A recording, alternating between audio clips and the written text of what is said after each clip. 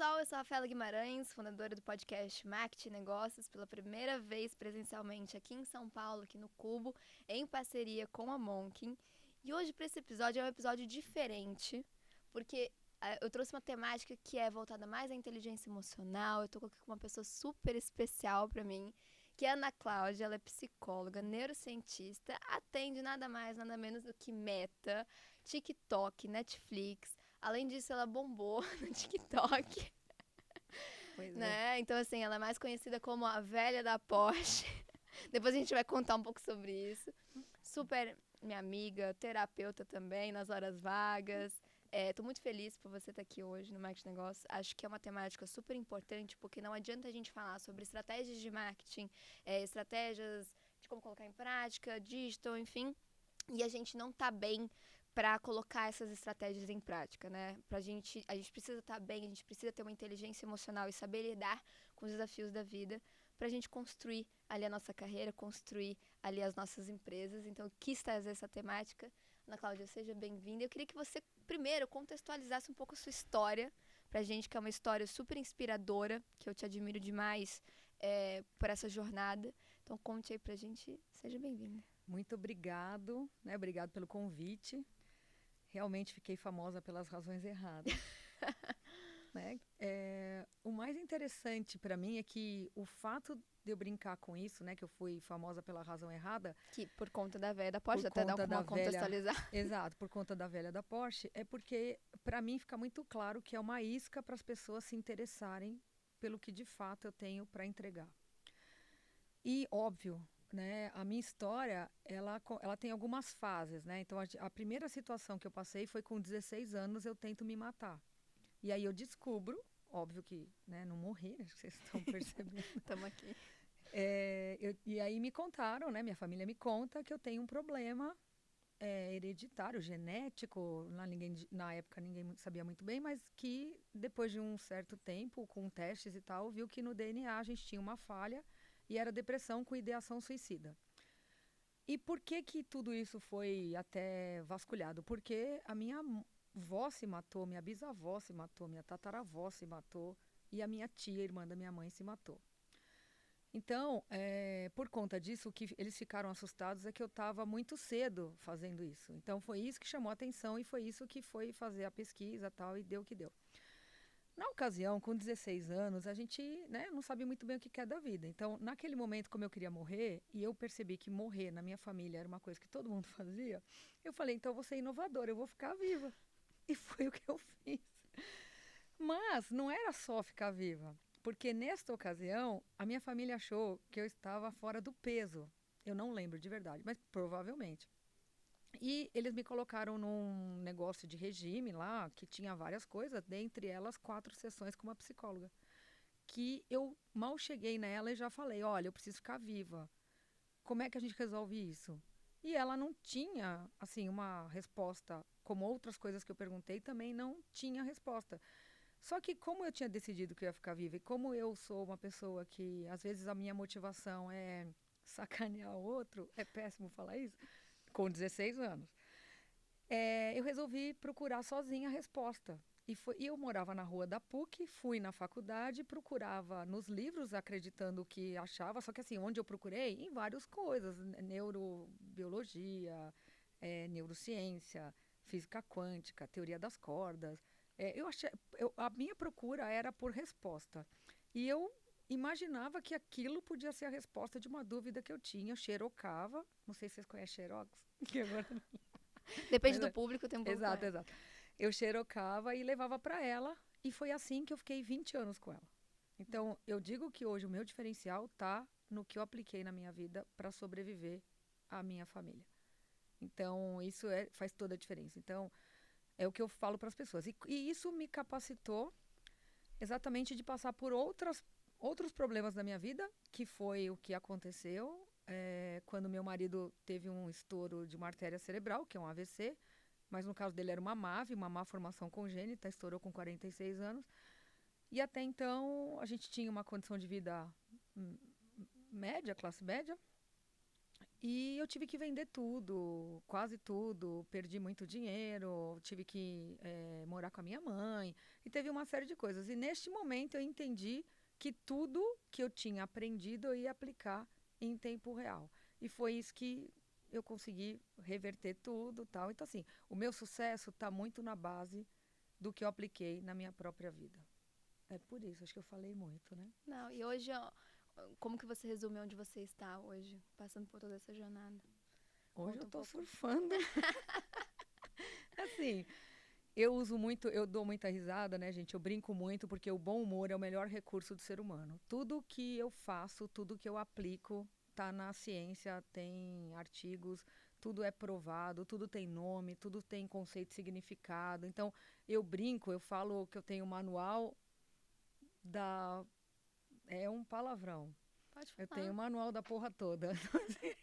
Eu realmente consigo explicar tudo para as pessoas. E a informação, ela te liberta, porque ela realmente atualiza o seu software. Então, o cérebro é um processador de informação, e você consegue atualizá-los, mas desde que você atualize com as informações corretas, ele entende e você não volta mais para trás. Aquilo, por isso que eu falo, eu gero autonomia.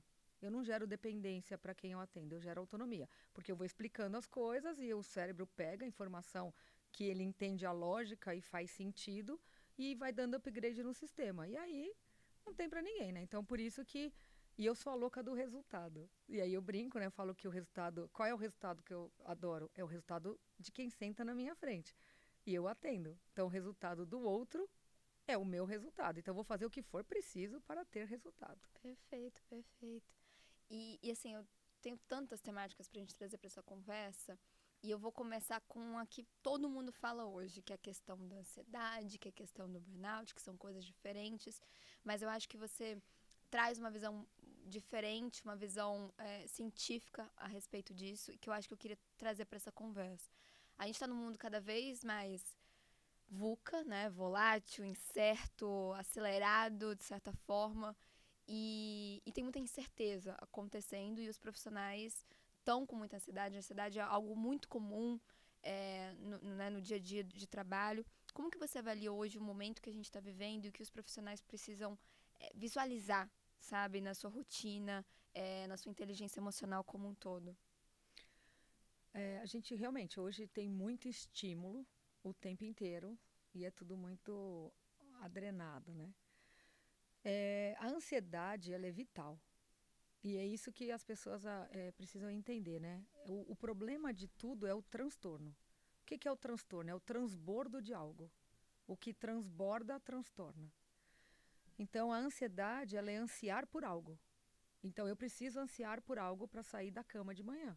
Porque se eu não ansiar por algo, qual é o meu propósito? O que eu quero da vida? Né? Por que eu vou fazer as coisas que eu faço? Então, a gente tem uma rotina, e a rotina é de extrema importância, porque é ela que vai, inclusive, diminuir e a te ajudar a criar, a equilibrar a ansiedade. Então, quando você entende o seu propósito, você entende que as coisas vão acontecer numa ordem. E essa ordem, ela é o meio. Por isso que eu sempre falo, ame o processo, porque o meio é o processo. Então, você tem que entender que quando você chega em algum lugar, você vai ficar feliz, mas é uma felicidade tão pequena, porque já chegou, passou. É igual ganhar uma corrida. Você corre, ganhou. Beleza, você ganhou. Partiu para a próxima. Partiu para a próxima. E aí, o que vem na próxima? Outro processo. Então, o legal é amar o processo. Porque o processo é que vai fazer com que você realmente se conheça, com que você entenda quais são suas dificuldades, como é que você conserta isso. Então, inclusive, o meu nome, né, no Instagram tá anaclaudia.eita, por quê? Porque o EITA é elevar a inteligência a treino de autopercepção. Olha. Então, a autopercepção, ela primeiro precisa ser uma escolha. Eu tenho que me perceber para me ajustar em curso, porque só assim eu evoluo. Por isso que ame o processo. Porque se você amar o processo, você vai entender que você tem que se perceber para fazer os ajustes e que você sempre vai chegar onde você quer. Mais devagar ou mais rápido, mais rápido, às vezes sim, por você se conhecer melhor. Então você acelera as coisas e não fica perdida no tempo. Isso é a ansiedade. Então as pessoas precisam entender que a ansiedade ela é vital. É como o medo. O medo ele é uma emoção que ele te ajusta para os desafios. Então o medo ele vai fazer você pensar em coisas para evitar que você caia em situações que vai te pôr em perigo. Então, agora, e o excesso do medo? É transtorno de pânico. Então, tudo que tem de transtorno começa com algo que é humano, que a gente vai ter que saber administrar e saber que faz parte da nossa vida equilibrar isso. Então, é por isso que o autoconhecimento e a autopercepção, ela é de extrema importância. Porque aí não existe barreira, não existe problema. Existe o problema, mas você vai lidar com o problema de uma forma completamente diferente. E não morrendo por ele. E não passando mal e ter que tomar remédio. De novo, remédio pode tomar. Mas o que eu estou dizendo assim aqui é equilibrar. E para equilibrar, você precisa, primeiro, entender que essas coisas fazem parte do humano. E se faz parte do humano, eu tenho que conhecer como é que eu me equilibro nesse lugar. Porque é assim que a gente vai fazendo o tempo inteiro. Porque sim, tem muito estímulo. E o nosso corpo ainda é o mesmo corpo do homem da caverna. É o mesmo cérebro. E a gente só precisa entender depois algumas coisas que eu vou explicar daqui a pouco. Boa. E você falou de equilíbrio, e é uma pauta que muitos profissionais falam, né? O equilíbrio de vida pessoal, vida profissional. Qual que é a sua visão sobre? É possível ter esse equilíbrio? Ou o equilíbrio que as pessoas falam não é o equilíbrio que talvez seja o mais ideal, digamos assim, na prática? Como que você vê essa questão, essa temática? Eu digo que somos únicos no mundo, né? A digital prova isso. Nós somos únicos. E como único, a gente precisa se conhecer para justamente determinar o que a gente quer e é como a gente vai se equilibrar diante do que a gente acredita. Então, princípio moral, valor e crença é a base do processamento da informação. Eu herdei dos meus pais, todos nós herdamos a princípio dos nossos pais, porque um cérebro pronto é em torno dos 23 anos. A última formação sistêmica, né, do cérebro em termos de função cerebral é o frontal. O que acontece no frontal? Tomada de decisão com perspectiva de futuro. Isso é em torno dos 23. Então é muito comum, por exemplo, as pessoas escolherem a profissão com 17 e elas não são felizes no que elas fazem. Então, tudo bem, não tem problema. A gente ajusta, se conhece e vai de novo. Por quê? Porque nesta hora, com 23 anos, você consegue ressignificar princípio moral, valor e crença. Porque você vai entender o que você aprendeu com o que você viveu, com o que você estava lidando com o neurônio espelho, que é seus pais fazendo e você reproduzindo. E que agora, provavelmente, porque você está tentando uma coisa nova e não consegue, é que você vai se deparar com essa possibilidade de revisitar esse lugar, ressignificar e redefinir a rota. Então, é muito individual.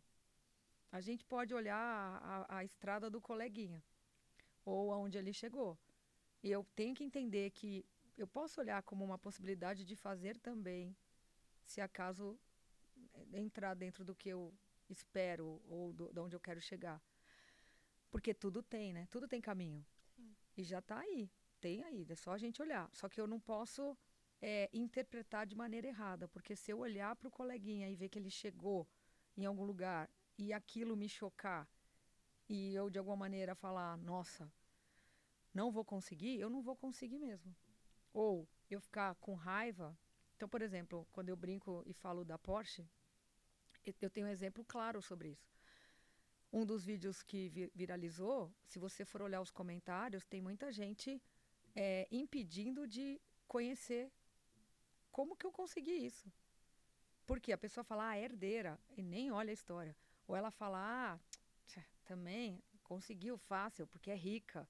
Conseguiu. Tudo que a pessoa coloca, ela está perdendo uma oportunidade absurda de tentar minimamente ser curiosa. A curiosidade leva a pessoa a entender o que tem ali, como que o outro fez, para ter a chance de escolher também, porque tem caminho. Ninguém é inovador. O ser humano não é inovador. É uma Sim. coisa que eu sempre falo quando eu atendo as pessoas. Falei, a pessoa tá querendo, ela tem medo de me contar uma coisa. Falei, amor, deixa eu te falar.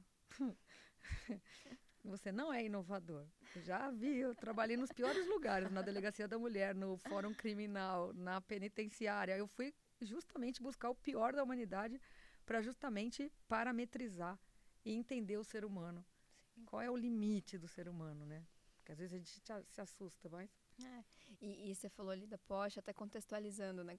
Até conta pro pessoal aonde que foi parar a véia da Porsche. Você viralizou no TikTok, você Foi. tem aí todo um posicionamento focado nisso. Você é apaixonada por carros e a sua carreira e o seu trabalho te possibilitou unir a sua paixão com a realidade, né, de ter ali o seu Porsche a Sally. E assim, gente, pra quem tá ouvindo, pra quem tá nos vendo também, fica aí o convite de vocês acompanharem ela no TikTok e no Instagram, pra vocês entenderem tudo que a gente tá falando aqui também.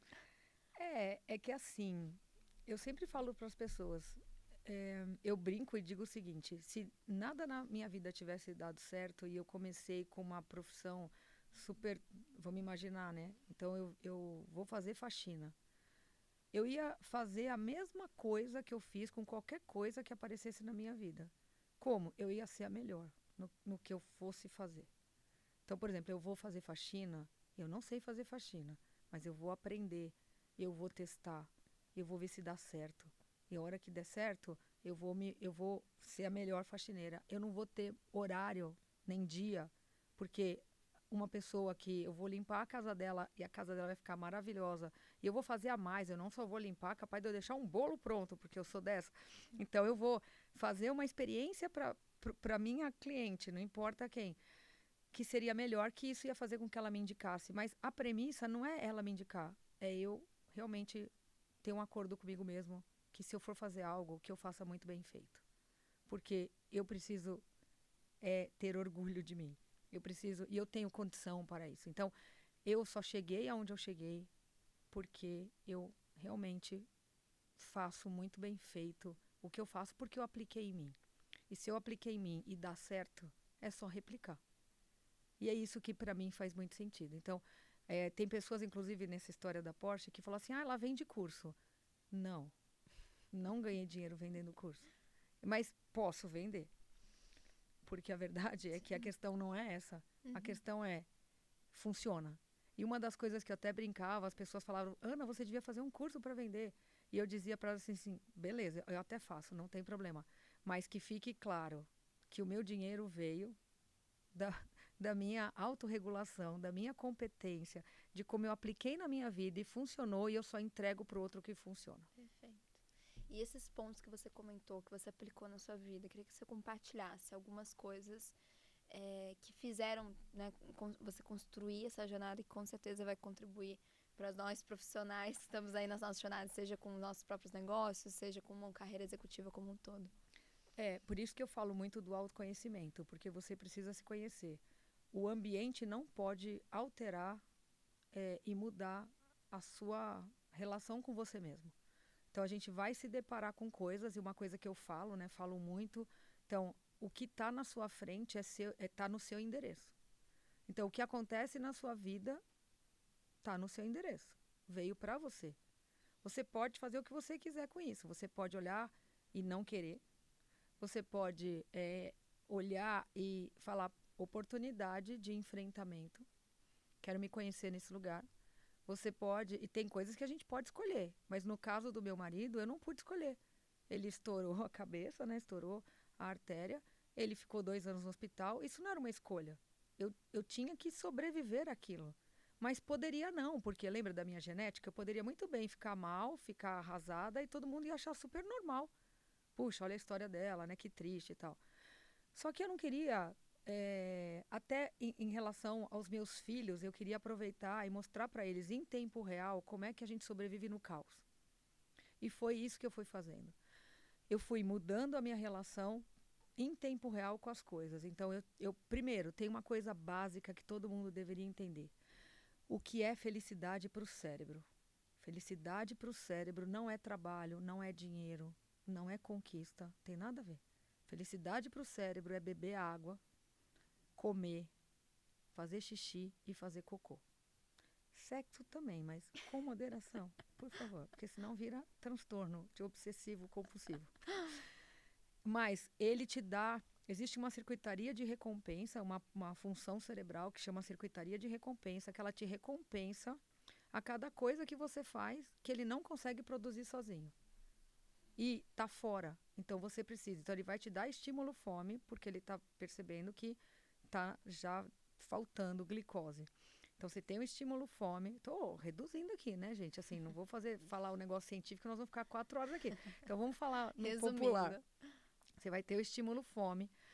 O seu estômago vai produzir ácido, porque ele não tem dente, ele precisa diluir o alimento. E tudo isso está tudo num processo, onde o próprio cérebro ele fica responsável em olhar tudo isso e dar os estímulos corretos. A hora que você vai lá, quando ele te dá o estímulo e come, ele te dá enzimas de prazer como recompensa. E olha que incrível. Aí você fala, todo mundo tem isso. Sim, todo mundo tem isso. Mas se você prestar atenção nisso, comer devagar, apreciar a comida, pensar que gosto tem. Nossa, será que tem cebola aqui? Olha, tem um tempero diferente. Se você fizer isso, você tem um estudo que prova que você melhora o sistema imunológico. Porque você dá ênfase na experiência. Então você eleva, por isso que é elevar treino de autopercepção.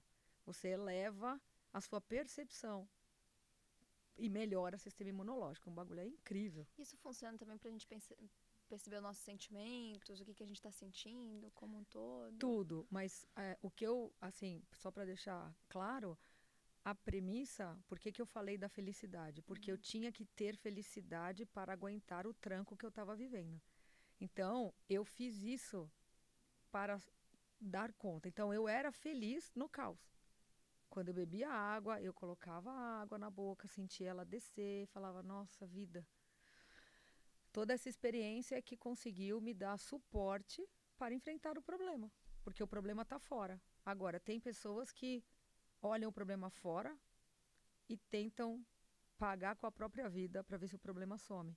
Eu via muito, no hospital foi maravilhoso, assim, é até esquisito falar, mas como para minha profissão, olhar aquilo tudo. E eu também ensino as pessoas a verem a vida com legenda. Isso é uma parte importante. Olha, com legenda. Com legenda. Então lá eu via as legendas e eu via as coisas acontecendo e eu conseguia entender, por exemplo, enquanto a pessoa estava lá na UTI, né, tentando sobreviver, o parente estava fora, morrendo.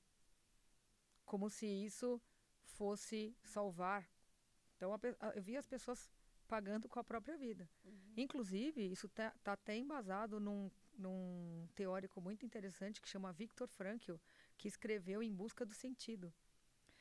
A história dele é um livro bem pesado, porque ele conta que ele passou por 8 campos de concentração, viu a esposa dele grávida morrer com as crianças e tudo mais. Então é um negócio bem pesado. Mas ele entendeu que se ele quisesse, se ele tivesse que escolher como é que ele viveria naquele lugar, ele tinha que mudar a interpretação daquele lugar. Então ele falou que ele estava fazendo um estudo de caso ali, que ele estava ali realmente fazendo uma pesquisa. E aí ele passou a ser o observador. E isso mudou a relação dele com aquilo. E ele começou a observar ao entorno e ele percebeu o quê?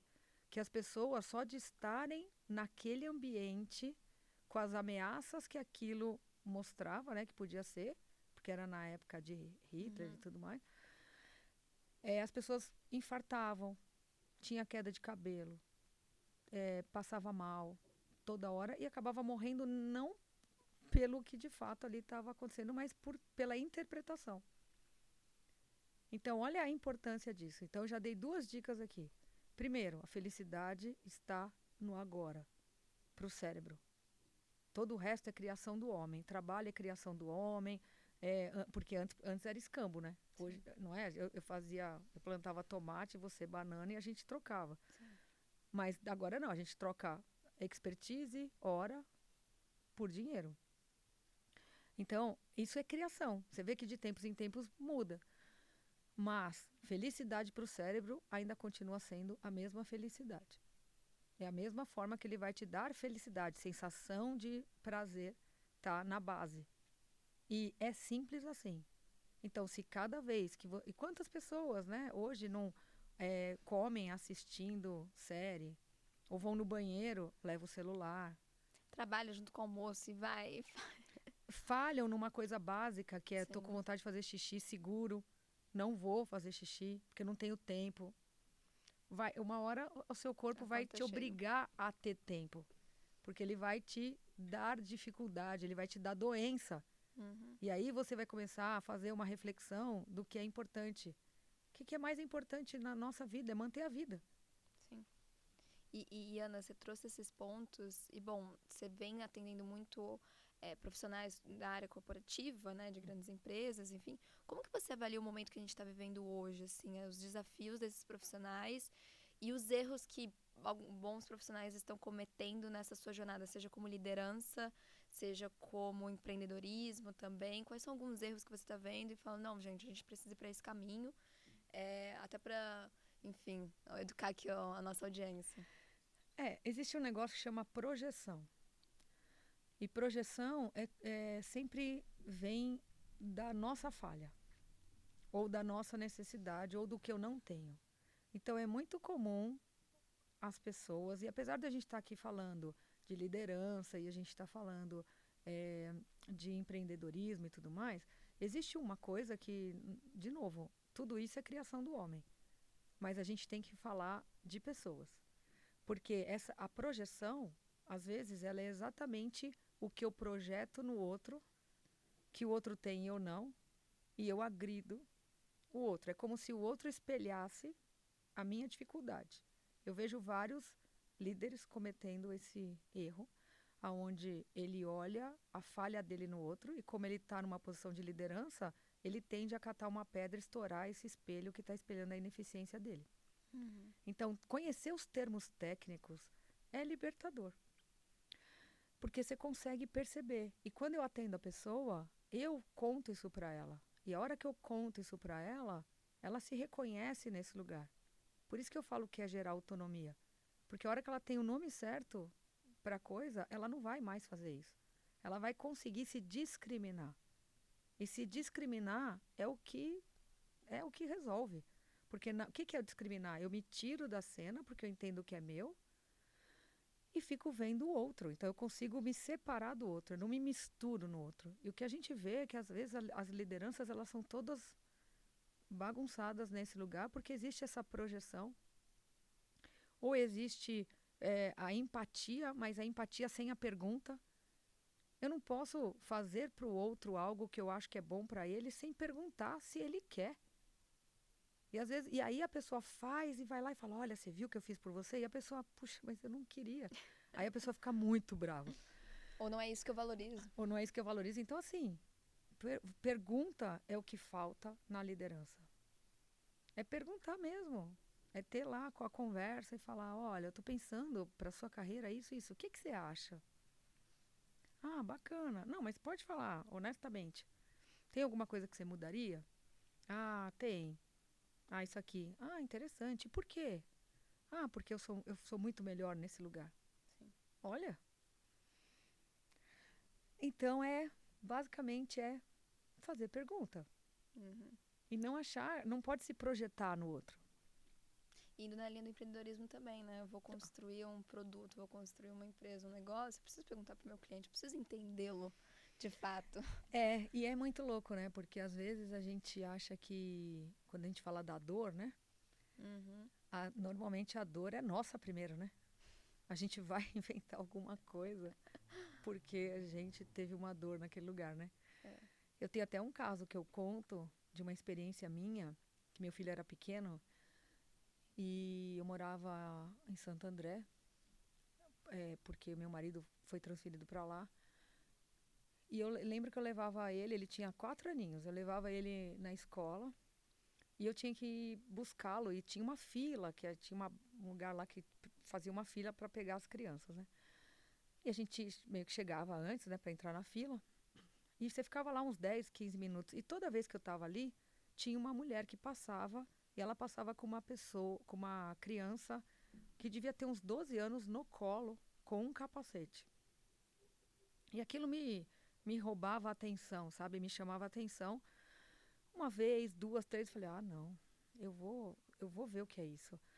Eu lembro que eu cheguei bem mais cedo, parei em outro lugar, fiquei lá esperando a mulher e meio que fui seguindo a mulher para entender. E por coincidência, assim, por coincidência não, perdão. Como eu não conhecia Santo André, eu vi que do lado, muro com muro, tinha a escola do meu filho e do outro lado era a PAI. E aí eu entrei lá e fui atrás da assistente social para entender o caso desse menino, porque eu queria dar uma cadeira de roda para ele. E como eu queria dar a cadeira de roda, eu precisava entender por que ele não tinha ainda, né? Porque cadeira de roda não é tão cara assim. Isso Sim. eu pensando, tá? Sem saber nada. E cheguei lá, perguntei para a assistente social, ela me explicou quem ele era, por que ele não tinha cadeira. Eu falei, eu queria dar uma cadeira. Ela falou assim, olha, então deixa eu te explicar, uma cadeira de roda normal não serve para ele, porque ele tem atrofia, ele tem várias comorbidades e etc. Precisa ser uma cadeira especial. E a cadeira na época era uma cadeira normal, era 500, a especial era 5 mil. Aí eu falei, nossa, 500 estava até dentro, 5 mil ficou um pouco difícil. Mas eu falei, mas me aguarde que eu vou ver o que eu vou fazer com essa informação. E aí eu fiquei pensando, eu falei, eu já sei, esse monte de mãe aqui, a escola é gigante, eu vou fazer um bazar. Fui lá, entrei na escola, fui conversar com a diretora e eu comecei a agitar. A diretora achou o máximo, vamos fazer o bazar, vamos arrumar, vamos conseguir a cadeira para o menino e tal. Eu comecei a fazer esse negócio do nada. E aí o que aconteceu? Eu precisava de pessoas, né, para colocar no bazar. Não conhecia ninguém em Santo André, tinha acabado de mudar. E aí eu comecei a ir na fila e perguntar para as mães, né? Então eu falei, olha, tudo bem? Eu sou mãe aqui também e tal. O que você faz à tarde? Nada. Aí eu brincava, falava, quer nadar comigo? Brincadeira idiota.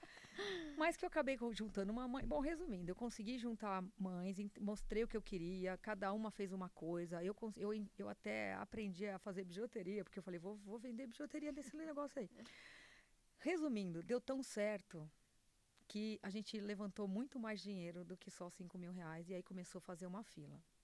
A ponto, vou agora acelerar, a ponto do prefeito na época me chamar para falar por que eu não fazia uma OCIP, na época não era mais ONG, era OCIP, para justamente ele poder, a prefeitura, dar um lugar, porque o negócio evoluiu num tanto que eu não só ajudava as crianças, eu também... Ou seja, virou um empreendedorismo ali, uma organização. Mas pela dor do outro. Sim.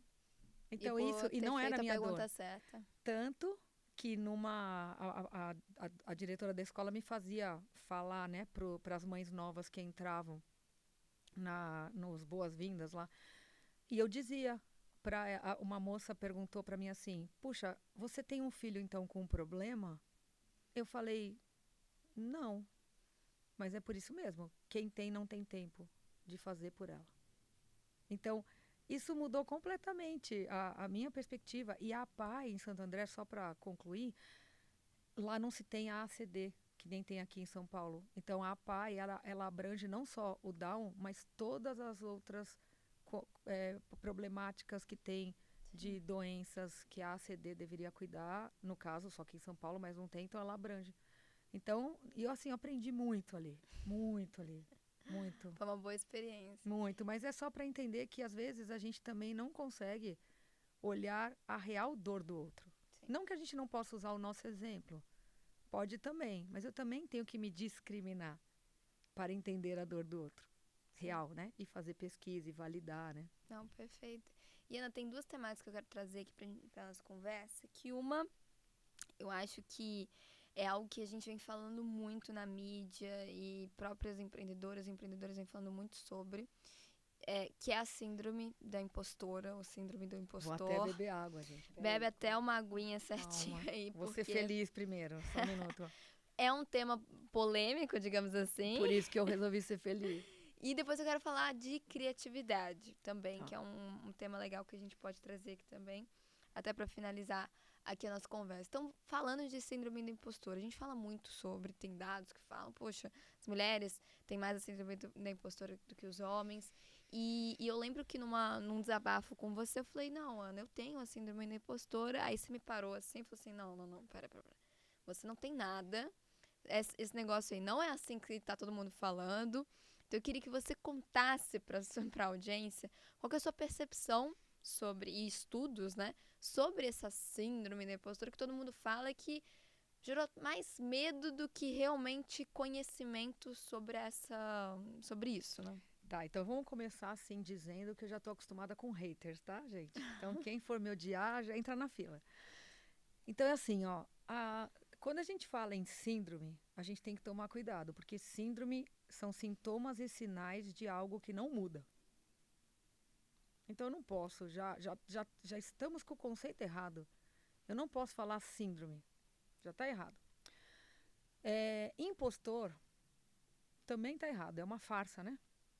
Então, assim, síndrome do impostor, estão falando de coisas que foi dito e criado porque em algum momento era o que tinha.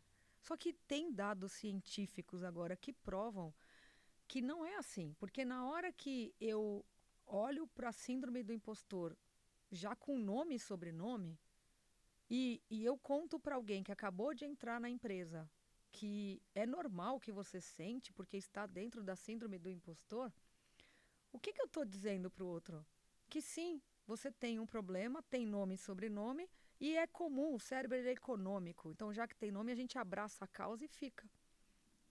E aí a pessoa vai ficar naquilo e não vai performar, não vai conseguir. Porque a verdade é que isso tem nome, chama homeostase.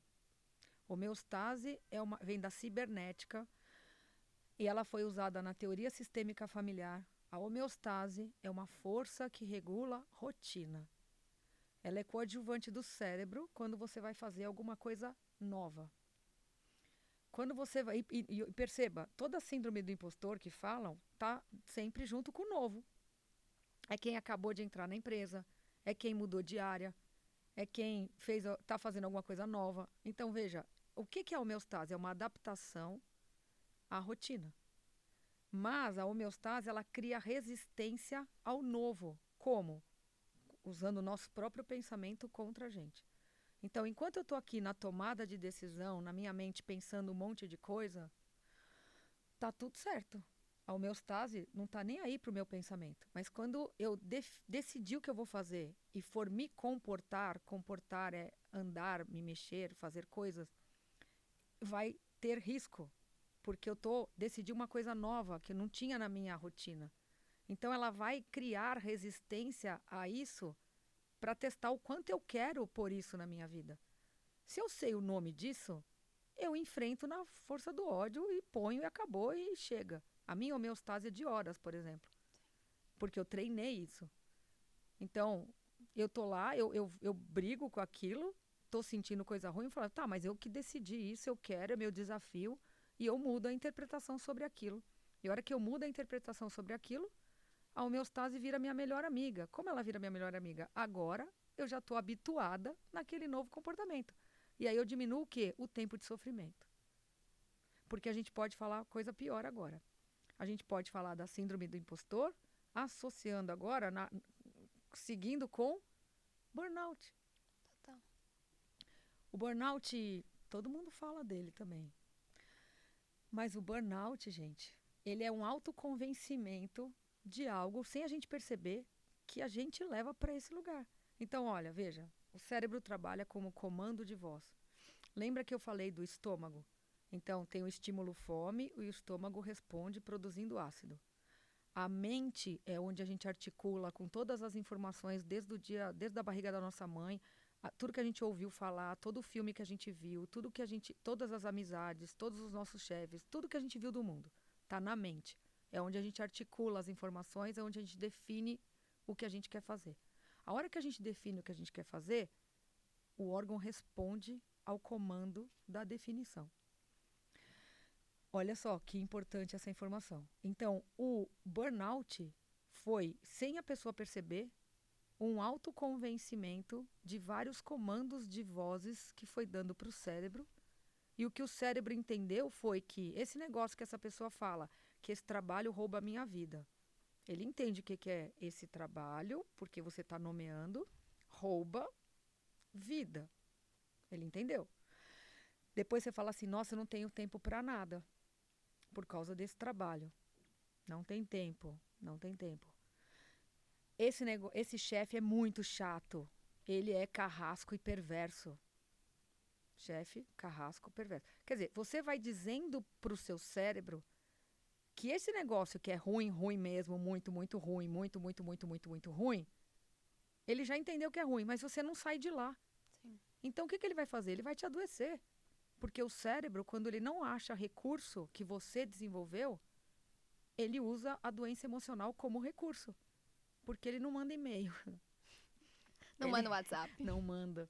Então, ele vai te adoecer. Entendi. E aí você vai buscar ajuda. E aí você vai entrar pro número de burnout. Mas, gente, não é o trabalho é trabalho. É a nossa interpretação. Por isso que precisa se conhecer. E precisa conhecer o nome das coisas. Perfeito. E Ana, pra gente finalizar que nosso papo tá... Não quero finalizar. Não, também não quero. Tá bom, eu mas não eu quero. Tá riquíssimo. Todos os pontos que você tá trazendo. E eu queria falar de criatividade. Gosto. Como que a gente é mais criativo? Como explorar mais a criatividade?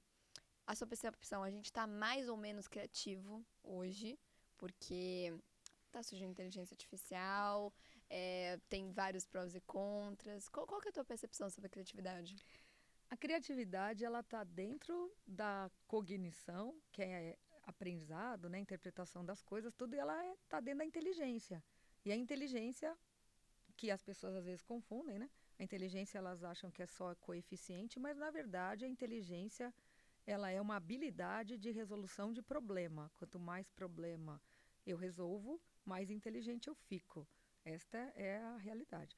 E para resolver problema, eu preciso ser criativo. Então, olha como as coisas elas se conversam. Agora, né?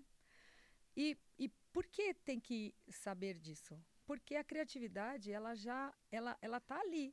É igual andar de bicicleta. A bicicleta existe, precisa do seu querer para você aprender a andar de bicicleta. Depois que você aprendeu a andar de bicicleta, você vai ter essa habilidade. Só que a habilidade é quanto mais eu treino, melhor eu fico. Então, eu vou pegar a bicicleta hoje que eu acabei de aprender e vou até Santos de bicicleta? Não, né? Então, eu vou ter que ir devagar, desenvolvendo essa capacidade de treinar esta habilidade para ficar excelente e vou para onde eu quiser. A inteligência é igual. E dentro da inteligência, para eu ter soluções, eu preciso de criatividade. Então, a criatividade já veio com a gente. A gente só precisa botar mais foco nisso. E assim, eu acho ótimo quando vem a inteligência artificial, coisas que põem as pessoas para se sentir incomodada, porque é no incômodo que as pessoas usam mais a criatividade. É isso. É onde tem a transformação como um todo, né? Para quem quiser, tá? Porque bom sempre ponto. tem o querer. Porque tem a pessoa que só vai deixar ser levada e tem a pessoa que vai falar, não, por que isso acontece? Fazendo pergunta. Sim. Que é a última dica que eu vou dar, que é a melhor de todas. Existe uma coisa que funciona assim. Nós herdamos do homem da caverna, né? A gente é do bicho, tá? Essas coisas todas aí. A gente tem o mesmo cérebro. Então, a gente tem a mesma coisa também dos bichos, que é a reatividade. Resposta autônoma de luta e fuga. Este processo é um processo autônomo que os bichos têm. Então, se você pegar um gato, acuar ele na parede, ele vai ver se ele consegue fugir, mas se ele não conseguir fugir, ele vai te atacar. Então, a gente tem isso. Isso explica a briga de trânsito, por exemplo. Ali é reatividade, sistema límbico, responsável pela emoção, reatividade, automática ali, ó, luta e fuga. Então, a pessoa xinga, a outra xinga de volta e às vezes até morrem por isso. Olha que coisa inútil. Então, e aquilo mostra reatividade.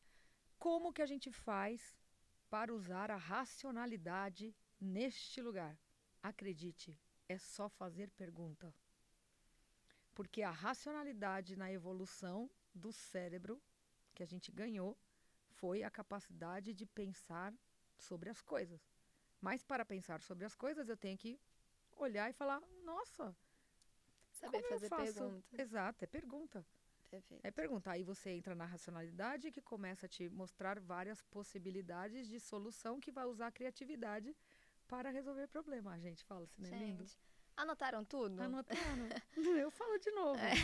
Ana, muito obrigada Eu por que topar agradeço. participar aqui do nosso papo aqui no Marketing Negócios. Eu queria trazer muito essa temática, porque não adianta a gente falar sobre tendências de mercado e tecnologia e marketing, branding, enfim, se a gente não falar também de como que a gente pode se cuidar para conseguir colocar todas essas estratégias, né, na prática e construir aí nossos negócios. Muito obrigada pela participação. Gente, quem quiser conhecer a Ana Cláudia, a véia da Porsche, todos os conteúdos dela, né, podem seguir ela no TikTok, no Instagram. O link vai estar aqui na descrição do episódio, no YouTube e também no Spotify, todas as plataformas digitais. Muito obrigada e com certeza até a próxima. Tem o YouTube também. E tem o YouTube também, fica aí a dica. Obrigada, gente. Até a próxima.